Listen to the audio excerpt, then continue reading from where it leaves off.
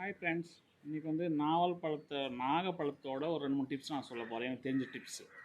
ஒன்று சர்க்கரை நோய் இருக்கவங்க இது சாப்பிடுவாங்க. சர்க்கரையை லெவலாக வச்சுக்கும், குளுக்கோஸை உறிஞ்சிக்கும். ரெண்டாவது மூளை வளர்ச்சிக்கு உதவுகிறது.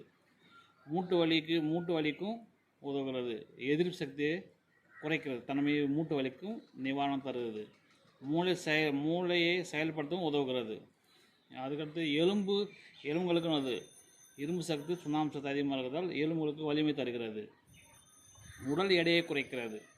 இதில் நார் சத்து கலோரி அதிகமாக உள்ளதால் ஜீரணத்துக்கும் இந்த பழம் உதவுகிறது.